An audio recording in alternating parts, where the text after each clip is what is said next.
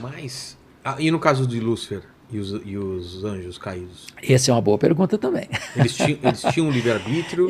O livre-arbítrio ele tinha antes de pecar. O próprio anjo. Tá. Seres morais, todos, anjos e homens. A diferença dos anjos para o ser humano é que não há redenção para anjos. Não há arrependimento no mundo angelical caído. Não? Não. Há uma condenação Lúcifer peremptória. não tem como se arrepender. Não tem como se arrepender. É condenação peremptória. Para nós tem chance, tem redenção. É por isso que Cristo veio ao mundo. Não há possibilidade de Lúcifer falar o seguinte, Deus... Porque ele tem livre acesso ao trono, né? Ele consegue ainda... Não consta a Bíblia. Depois que ele foi expulso do paraíso, ele vive nas regiões celestes. Mas a passagem de Jó, por exemplo. Isso aí nós temos a questão da permissão de Deus de ele aparecer por lá. Mas ele pode? O Satanás, ele não tem status de comunhão com Deus. Ele foi banido da presença de Deus. Ele foi expulso do céu. Ai da terra, porque ele foi lançado sobre vós. E ele vem com ira. A tentativa dele está lá em Apocalipse 12, que é destruir o Filho, que é Cristo. Não podendo destruir Cristo, ele tenta destruir a igreja. Ele tenta destruir a igreja. E essa é a grande saga da história, né? É a perseguição do dragão e seus agentes contra o povo de Deus ao longo dos milênios. Então, não há possibilidade mesmo que se ele falar, me arrependi, não, quero Satanás ser não se aceito arrepende. Não há arrependimento para demônios, não há salvação para demônios. Então ele está condenado. Está condenado. E sabe disso. E sabe disso. E sabe disso. E se ele está condenado e sabe disso, por que ele quer fazer que a gente vá junto? Simplesmente por uma vingança? Porque, veja bem, se você perceber, a queda de Lúcifer tem a ver com orgulho. Total.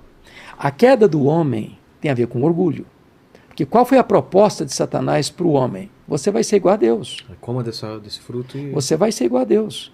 O homem, sendo a melhor das criaturas, estando num paraíso, tendo plena comunhão com Deus, sendo criado perfeito, colocado no lugar perfeito, tendo perfeita comunhão com Deus, Satanás conseguiu botar na mente dele que ele era um injustiçado de viver num paraíso, que ele tinha potencial para mais. Ele era imortal. Ele queria mais ser igual a Deus. Mas ele não morria. Não morria. A morte é fruto do pecado. O salário do pecado é a morte.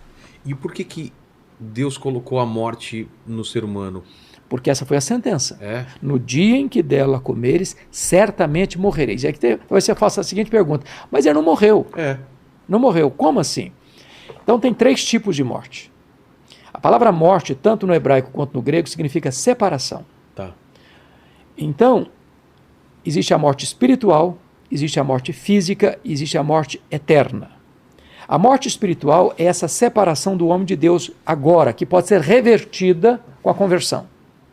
A morte física é a separação da alma do corpo. Tá.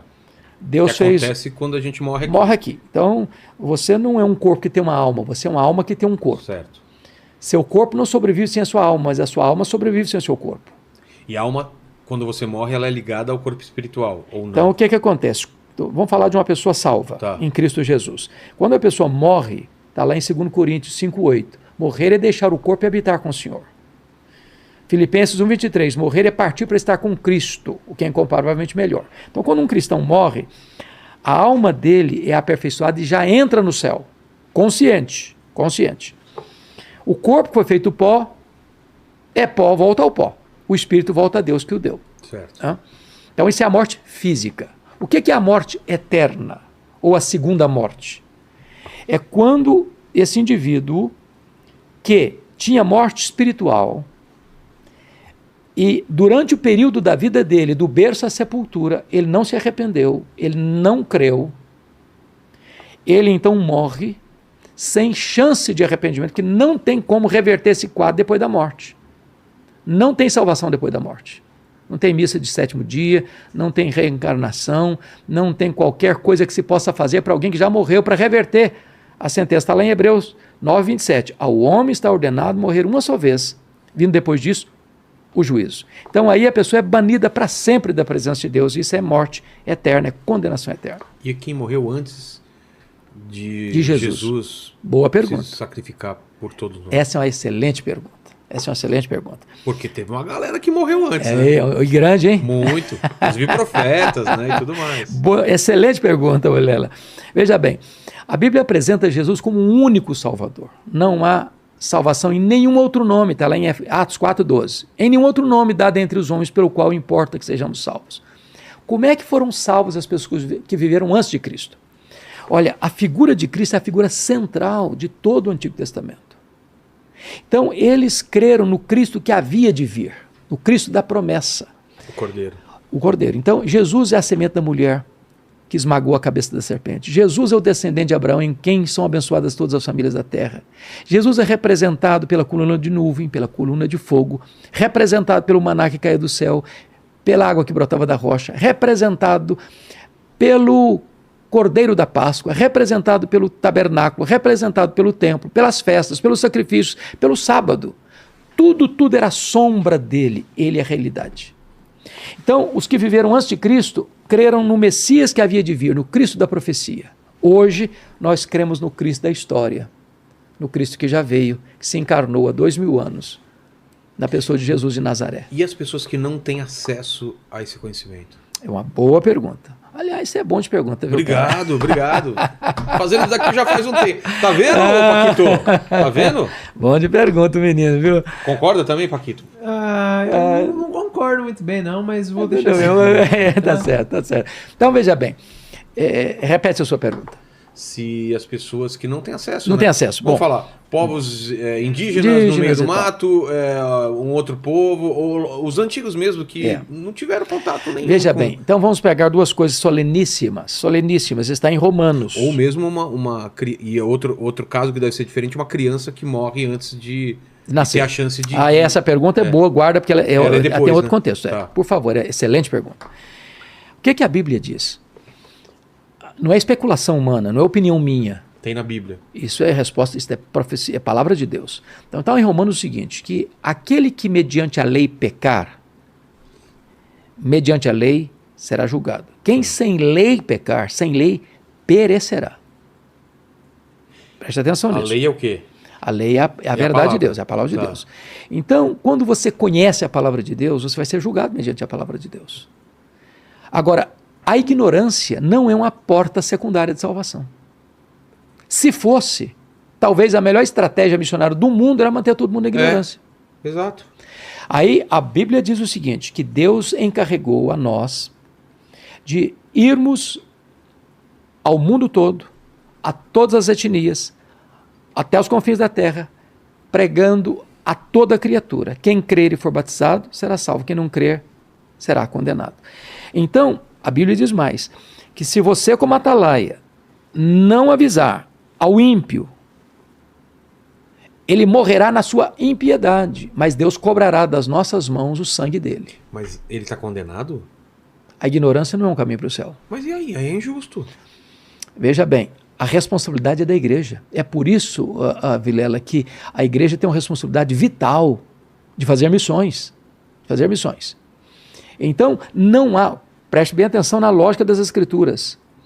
Se eu falar que a ignorância é o caminho para o céu, é um segundo caminho para o céu, eu estou dizendo que não é só Jesus que salva, a ignorância também salva. Mas vejamos mais. Lá em Romanos 1, está escrito o seguinte, capítulo 1, versículo 19 e 20, que os atributos de Deus, invisíveis, são conhecidos pelas coisas que Deus criou. De tal maneira que o homem é indesculpável diante de Deus.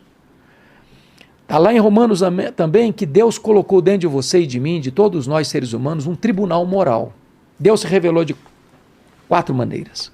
Deus se revelou na criação, Deus se revelou na consciência, Deus se revelou nas Escrituras, Deus se revelou em Jesus Cristo. Todos nós temos um tribunal dentro de nós, de certo e de errado. O índio selvagem está lá, nunca tocado pela cultura, tem. O cara que está na montanha mais gelada da Ásia, tem. O cara que está numa selva de pedra, morando numa cobertura, só vive blindado, tem. Esse senso de certo e de errado tem dentro do coração de cada ser humano. Os céus proclamam a glória de Deus e o firmamento anuncia as obras de suas mãos. O problema do ateísmo, Vilela, não é um problema intelectual, é um problema moral. O senso de Deus, da revelação de Deus está aí. Você vê as digitais de Deus em todo lugar. Então, nenhum ser humano é indesculpável diante de Deus. Nenhum ser humano.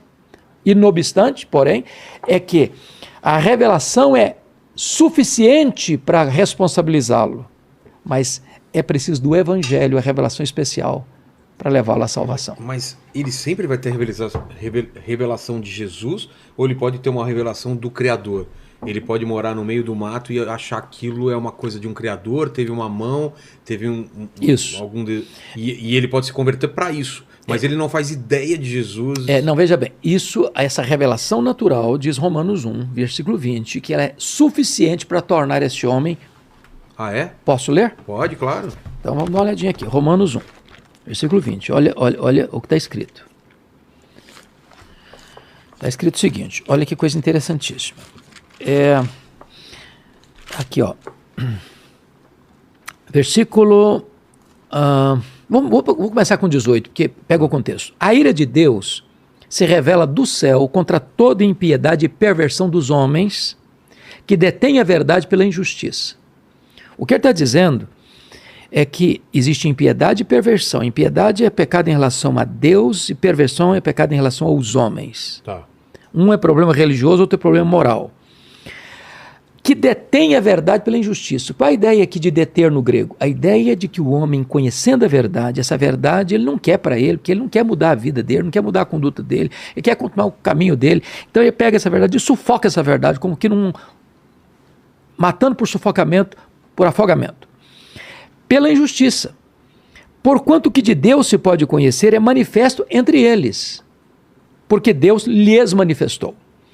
Porque os atributos invisíveis de Deus, assim o seu eterno poder, como também a sua própria divindade, claramente se reconhecem desde o princípio do mundo, sendo percebidos por meio das coisas que foram criadas. Tais homens são, por isso, indesculpáveis. Quem está dizendo isso é Deus, não sou eu. É a palavra de Deus. Então, de certa forma, não há nenhum ser humano que possa dizer, eu não sabia que Deus existia. As digitais de Deus estão por todo lado. Quando o homem rejeita Deus, não é um problema intelectual, é um problema moral. Ele sufoca a verdade, porque ele não quer ser transformado por essa verdade. Quando o homem